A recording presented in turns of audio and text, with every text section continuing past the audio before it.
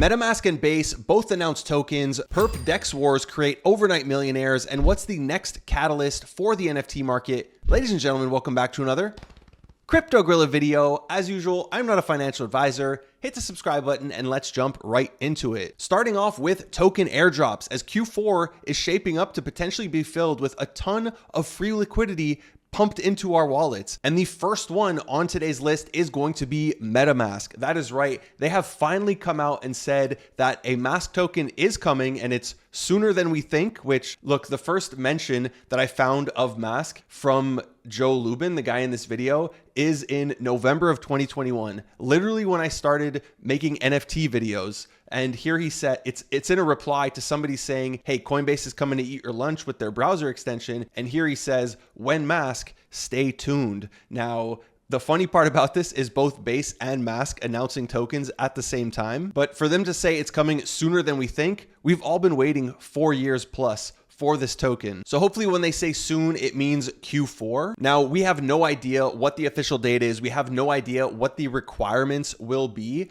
I did find this 2-year-old, so take it with a grain of salt, Dune dashboard, where you could put a wallet and then you just click run. You do need to sign in because you need credits, which those are free. They give you 2,500 free credits. It's going to tell you how many swaps you did. And when I say swaps, I don't mean connecting your wallet to Uniswap and signing a transaction. I mean using the native MetaMask swap feature inside of the wallet. So that's one thing, which I don't think swaps are as important, even though this leaderboard compares how many swaps you've done to everyone else, for which I'm in the top 2%, but who cares? I think it's volume that is going to matter because that's where they get their fees. Not you doing 100 swaps of $1, you doing one swap of $10 million.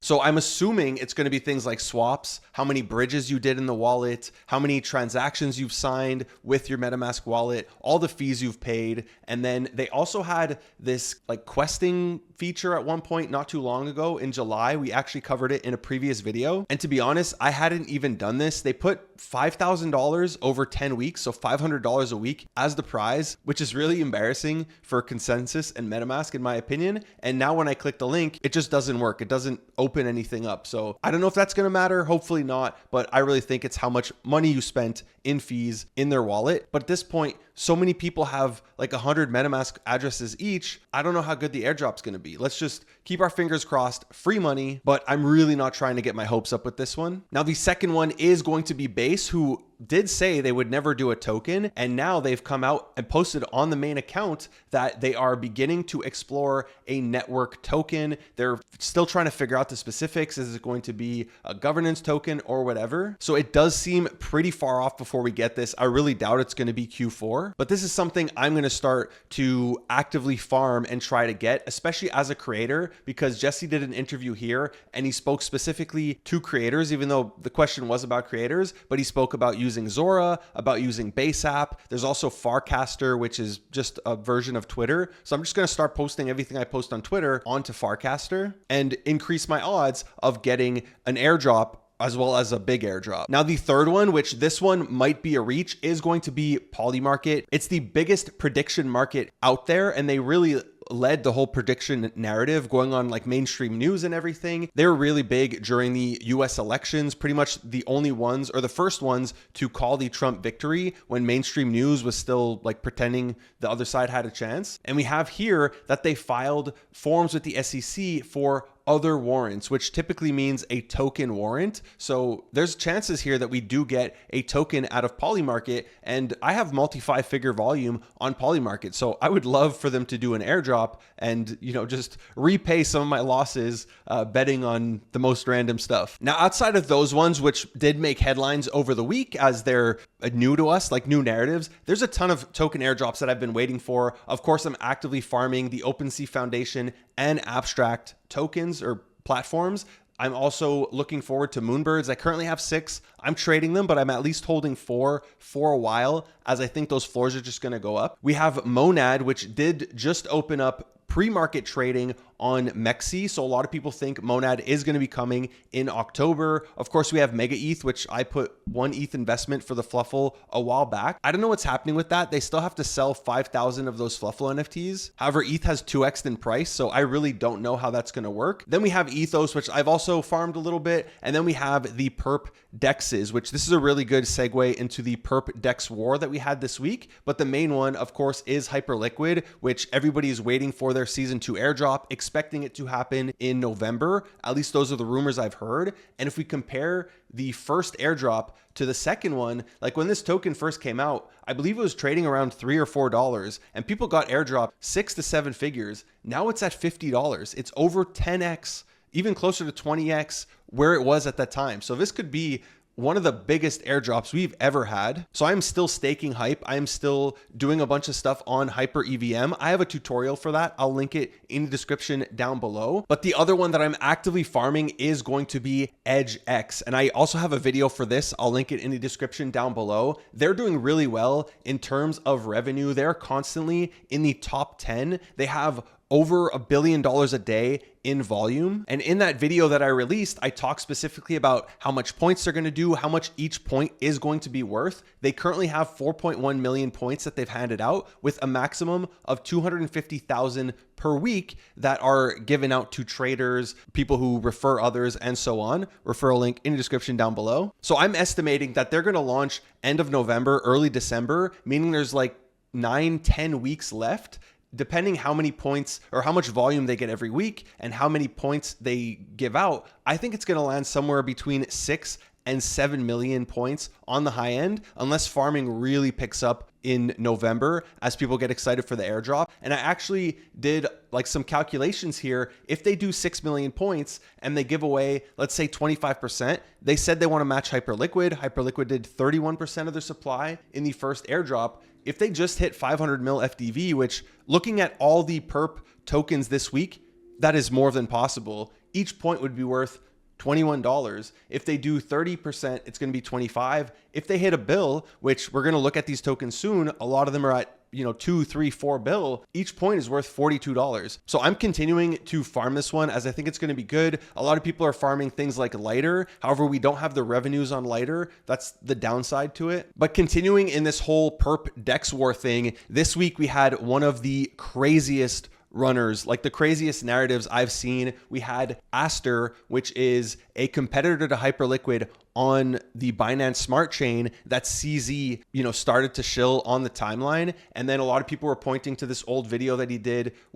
interview with Farouk, where he talks about, dark pools and their own decks and everything. So this coin went ballistic, starting at 8 cents, going all the way up to $2 in 2 days, in 48 hours, this thing pulled over a 20x. And this isn't a meme coin. This is a token that's actually backed by a real product. And a lot of people are also farming that airdrop because they're going to have, I think they already did one, and now they're going to have a second airdrop. So that token went crazy. Some other ones like Avantis, which this is the same thing, but on Coinbase. So one on BNB, one is Hyperliquid with their own chain, and then one on base. And this one also went crazy from 40 cents all the way to $2.2, which is currently the all-time high. And just to give credit where credit is due, the earliest place that I saw this being called was in Pastel. Here, Cooker calling it at 17 mil, saying he sized in. I think he put maybe like $1 mil plus into this token. And then he calls it perfectly like Binance is going to crime it. And here we have CZ posting it.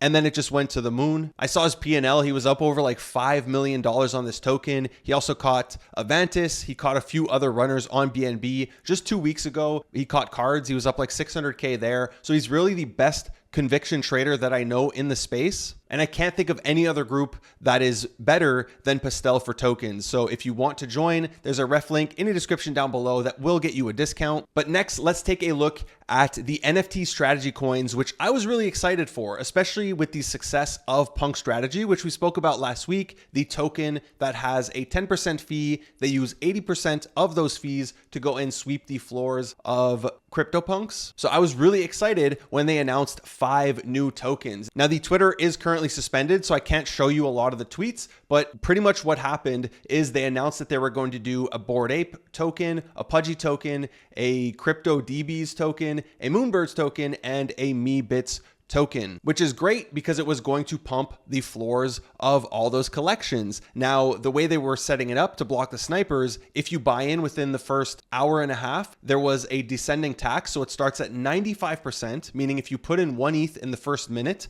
you're giving them 90 or 0.95 ETH and you only get 0.05 ETH of tokens. Didn't stop people from aping. I saw people aping like 10 ETH and taking a massive hit on those taxes. However, I was really excited. I did some math here. I posted this publicly on the timeline. Nobody seemed to be excited about my thesis, but I said if they only get 10% of the fees that PunkStrategy did, they're going to be able to buy, 26 crypto DBs, 47 MeBits, with the price targets, and these all hit. They hit perfectly. So, and it's funny, a lot of them hit before the tokens went live. So I was able to flip NFTs and farm Opensea before the tokens even went live, but then they went live and it was a mess. First of all, they delayed 5 times. They delayed by over 24 hours. So just a time rug. Really annoys me, but whatever. I was excited. I'll wait for it. And then what happened was they started getting hundreds of thousands of dollars in fees, but somebody figured out an exploit where you could tell the contract what to buy. And this dude made an absolute killing. As you can see here, he was selecting his own NFTs. The floor on Pudgies is around 10 ETH. He bought his own Pudgy with those fees, not bought it himself, with 45 ETH. He bought multiple apes for 33 ETH each, and the floor on apes is 9. He bought a crypto DB for 18 ETH. The floor on those is 1.6. So he made an absolute killing, making over $1 million within a couple of hours off of all these fees, which did kind of kill the momentum as all these floors were going up, but then the floors weren't getting swept because this guy was stealing all of the money. Now, the other thing that happened was this looks like a honeypot, right? On all these tokens, there was a problem with the sale functions. People couldn't sell, or I think it was a front end issue with the website. So it was really hard to sell. I was very critical here. They were trying to vamp other tokens, in my opinion. So I feel this was very rushed. They were trying to push it out. It wasn't, I guess, audited properly because there were multiple issues with it. I wish they would have taken their time. I think no matter what, these would have been successful, especially that they launched the original token. And because of it, instead of buying 22 apes, they only got half of that. Instead of getting 33 MeBits, they only got half of that because somebody was stealing all of the funds. Now, if we take a look at the wallets, it is working, right? The flywheel's working. They currently have 24 MeBits. They have 14 Moonbirds, 8 crypto DBs. They have 15 apes and 7 pudgy penguins, which is great, right? It's removing pressure off of the floors. It's buying some of them up. And what I really like that we're seeing is that the founders behind these projects, because the teams all get 1% of the fees, some of them are putting it back into the collection. So MeBits is buying their listings, so above the floor, and then they're able to get more fees and they go buy more tokens. The token goes up because whenever they sell an NFT, they ape that into the chart. And we also saw Garga from Bored Apes doing the same thing. Them, I believe they're just buying the floor of Bored Apes, not necessarily the ones that they listed. So I really love seeing this, and I do hope it's a narrative that continues because it's great for NFT floors. This was supposed to be a catalyst that pumps NFTs, and instead, because of all the bugs and everything that happened, it wasn't as exciting. So that raises the question of what is the next catalyst for NFTs gonna be? NFTs have just been stagnant for the longest time, and we're watching everything trade sideways. And honestly, it's not that fun when this happens because you're barely able to make flips. It's just people farming Opensea like myself because they do have the rewards system, which I'll put a full tutorial for this in the description down below. So I'm really hoping we get some positive price action in NFTs, a lot more volume. And I think what's going to make this happen is Opensea when they finally do release their TGE details, which are going to be coming out in early October. Now, I have no idea when the token's going to be, if they're going to announce in 2027 or tomorrow. However, if they do announce a date like mid-November, maybe late November, I think NFTs are going to fly because a lot of people are going to start farming because they're going to want that airdrop and the rewards program that they have going on where they're giving away millions of dollars in NFTs and tokens. Now, if they announce something like December, I feel that's a coin toss. I'm still going to go crazy farming it, but I don't think we're going to have as much pressure on the floors of all these collections. And then if they announce like Q1 of next year, yeah, that's not going to be as good, right? We're going to have to wait a lot longer for NFTs to pump because there's not going to be as much FOMO to start farming. People are going to assume, oh, there's multiple seasons and all that. So I really hope it's sooner than later. Again, I have no alpha on this, and I do plan to just continue trading NFTs because it's what I enjoy trading. Now, outside of Opensea pumping our bags, you know, there's some collections that do have catalysts. I know Garga said for Bored Apes after Ape Fest, which is in October, so in November probably, they are going to have some good announcements for Bored Apes. So hopefully we get some upwards pressure. As for Pudgy Penguins, like it is really dependent on abstract, and we did get abstract on Binance US, just that you can withdraw and deposit abstract ETH. So on and off ramps, that's cool. It shows you that Binance is looking at abstract. And they also launched Pengu, so they clearly have that relationship. And then same for Moonbirds. What's going to officially move it is when they actually announce their token. It's already on Kaido pre-TGE leaderboard, so we all know there's a token, but we knew there was a token for Doodles. We knew there was a token for Azuki, and they didn't pump until they got that official announcement. So these are the kind of things I'm waiting for. And to be honest, I feel like we're going to know when those tokens are coming, because we're going to see price action before the official announcement, because there's always leaks. You know, there's always people who can't help themselves from telling another person, and the floor just starts to send. That's exactly what happened with Pudgy Penguins right before they announced the Pengu token. So I'm going to keep an eye on it. I'm going to keep covering this stuff. If you haven't already done so, hit the subscribe button. If you enjoyed this video, be sure to hit that like button. YouTube loves when you guys hit the like button. Subscribe, hit the bell notification. Thank you for watching another Crypto Gorilla video. Peace.